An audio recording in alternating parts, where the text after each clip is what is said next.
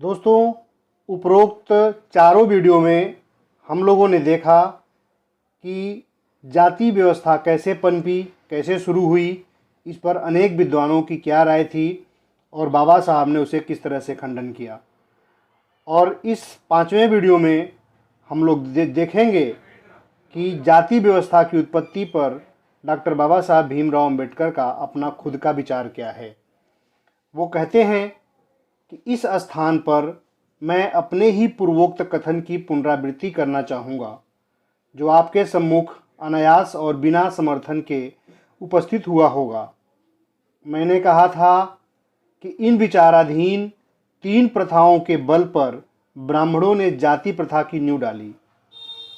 उस विचार के पीछे मेरा तर्क यही था कि इन प्रथाओं को अन्य वर्गों ने वहीं से सीखा है। गैर ब्राह्मण जातियों ने इस रिवाजों की ब्राह्मणों जैसी नकल प्रवृत्ति की भूमिका पर प्रकाश डालने के बाद मेरा कहना है कि ये प्रवृत्ति उनमें आज भी मौजूद है, चाहे वे अपनी इस आदत से परिचित भी न हों। यदि इन वर्गों ने किसी से सीखा है तो इसका अर्थ है कि समाज में उन प्रथाओं का किसी न किसी वर्ग में प्रचलन रहा होगा और उसका दर्जा काफ़ी ऊंचा हुआ होगा, तभी वह दूसरों का आदर्श हो सकता है। परंतु किसी ईश्वरवादी समाज में कोई आदर्श नहीं हो सकता, सिर्फ ईश्वर का सेवक हो सकता है। इसमें उस कहानी की पूर्णाहुति हो जाती है जो निर्बल थे और जिन्होंने अपने को अलग कर लिया।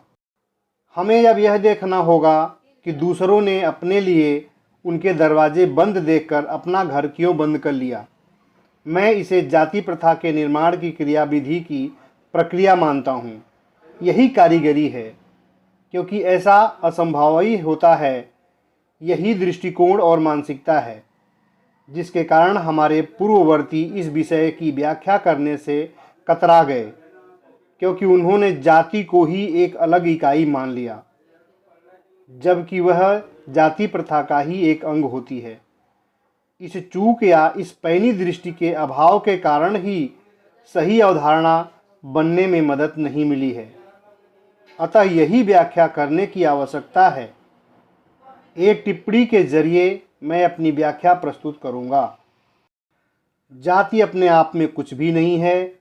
उसका अस्तित्व तभी होता है जब वह सारी जातियों में स्वयं भी एक हिस्सा हो। दरअसल जाति कुछ है ही नहीं, बल्कि जाति प्रथा है। मैं इसका उदाहरण देता हूँ। अपने लिए जाति संरचना करते समय ब्राह्मणों ने ब्राह्मण इतर जातियाँ बना डाली। अपने तरीके से मैं यह कहूँगा कि अपने आप को एक बाड़े में बंद करके दूसरों को बाहर रहने के लिए विवश किया। एक दूसरे उदाहरण में मैं अपनी बात स्पष्ट करूँगा।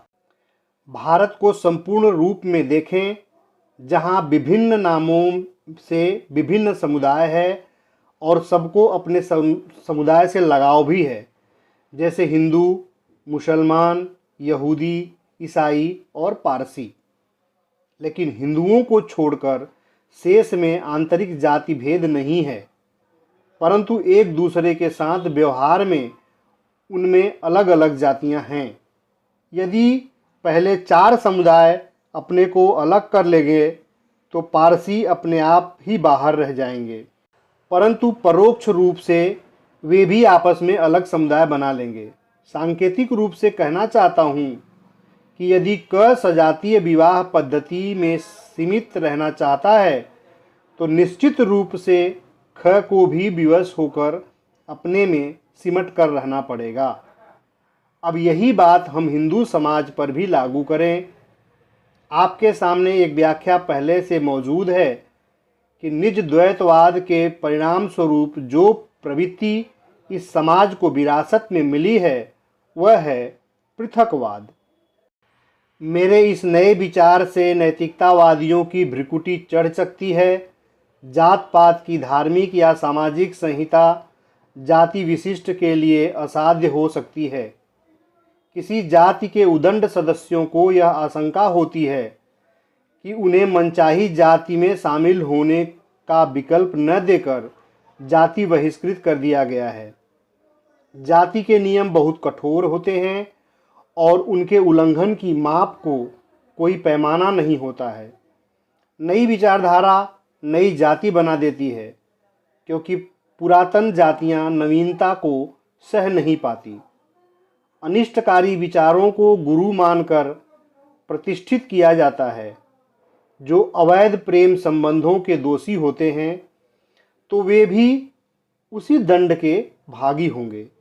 पहली श्रेणी उनकी है जो धार्मिक समुदाय से जाति बनाते हैं।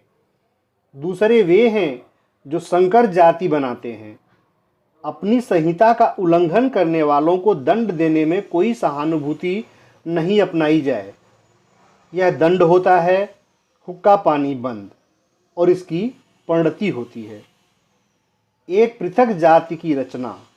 हिंदू मानसिकता में यह कमियां नहीं होती कि हुक्का पानी बंद के भागी अलग होकर एक अलग जाति बना लें। इसके विपरीत वे लोग नतमस्तक होकर उसी जाति में रहकर बने रहना चाहते हैं। परंतु जातियां सिमटी हुई इकाइयां हैं और जानबूझकर उनमें यह चेतना होती है कि बहिष्कृत लोग एक अलग जाति बना लें।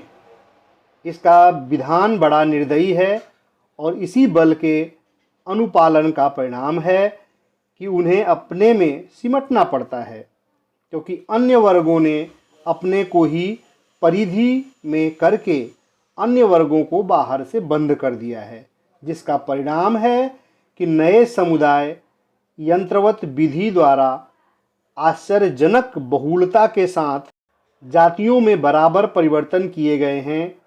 भारत में जाति संरचना की प्रक्रिया की यह दूसरी कहानी बताई गई है। अतः मुख्य सिद्धांत का समापन करते हुए मैं कहना चाहता हूँ कि जाति प्रथा का अध्ययन करने वालों ने कई गलतियाँ की हैं, जिन्होंने उनके अनुसंधान को पथभ्रष्ट किया। जाति प्रथा का अध्ययन करने वाले यूरोपियन विद्वानों ने व्यर्थ ही इस बात पर जोर दिया है कि जाति प्रथा रंग के आधार पर बनाई गई है, क्योंकि वे स्वयं रंग भेद के प्रति पूर्वाग्रही हैं। उन्होंने जाति समस्या का मुख्य तत्व यही भेद माना है, परंतु यह सत्य नहीं है। डॉक्टर केतकर ने सही कहा है कि सभी राजा, चाहे वे तथाकथित आर्य थे अथवा द्रविड़ थे, आर्य कहलाते थे। जब तक विदेशियों ने नहीं कहा, भारत के लोगों को इससे कोई सरोकार नहीं रहा कि कोई कबीला या कुटुंब आर्य है या द्रविड़।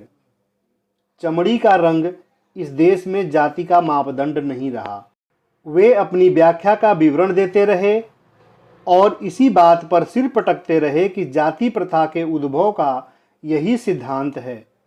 इस देश में व्यावसायिक और धार्मिक आदि जातियां हैं, यह सत्य है, परंतु किसी भी हालत में उनका सिद्धांत जातियों के मूल से मेल नहीं खाता है। हमें यह पता लगाना है कि व्यावसायिक वर्ग जातियां क्यों हैं। इस प्रश्न को कभी छुआ ही नहीं गया। अंतिम परिणाम यह है कि उन्होंने जाति समस्या को बहुत आसान करके समझा, जैसे वे चुटकी बजाते ही बन गई हो।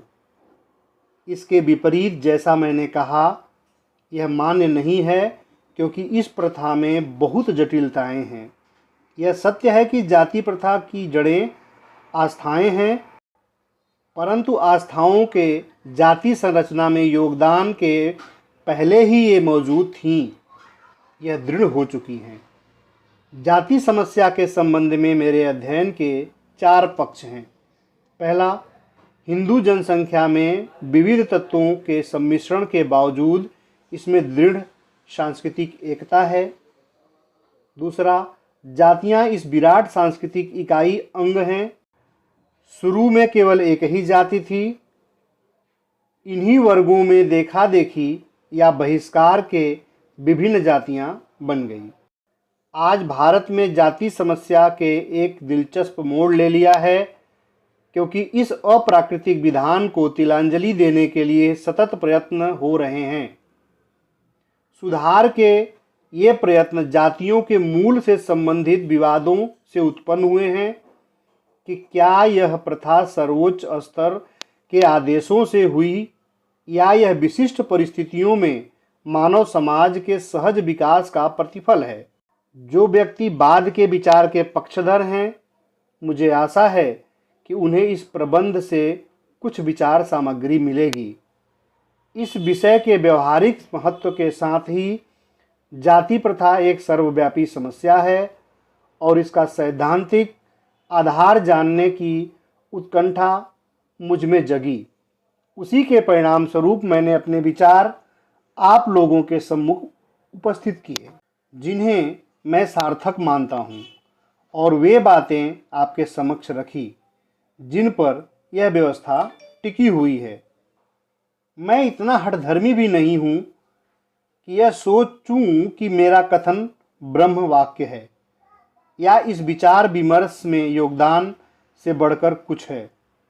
मैं सोचता हूँ कि धारा का प्रवाह गलत दिशा में मोड़ दिया गया है और इस आलेख का प्रारंभिक उद्देश्य यह बताना है कि अनुसंधान का सही मार्ग कौन सा है, ताकि एक सत्य उजागर हो। हमें इस विषय के विश्लेषण में पक्षपात रहित रहना है। भावनाओं के लिए कोई स्थान नहीं होना चाहिए, बल्कि इस विषय पर वैज्ञानिक और निष्पक्ष रूप से विचार किया जाए। मैं इस बात से प्रसन्न हूँ कि मेरा दृष्टिकोण सही दिशा में है। मुद्दे पर जो असहमति है वह तार्किक है, फिर भी कुछ बातों पर सदा असहमति बनी रह सकती है। अंत में, जहाँ मुझे इस बात पर गर्व है कि मैंने जाति प्रथा के बारे में एक सिद्धांत प्रतिपादित किया है, यदि यह आधारहीन लगेगा तो मैं इसे भी तिलांजलि दे दूंगा।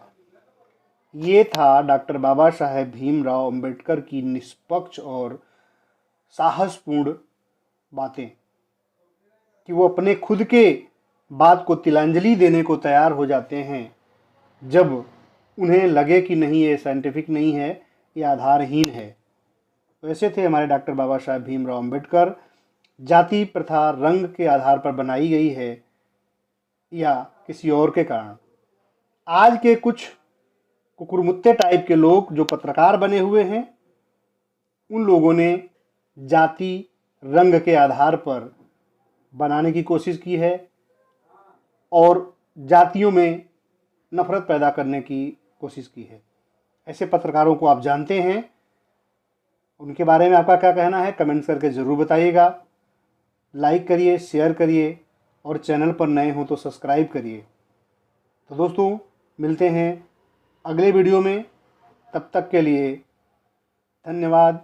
जय भीम, जय मानवता, जय विज्ञान।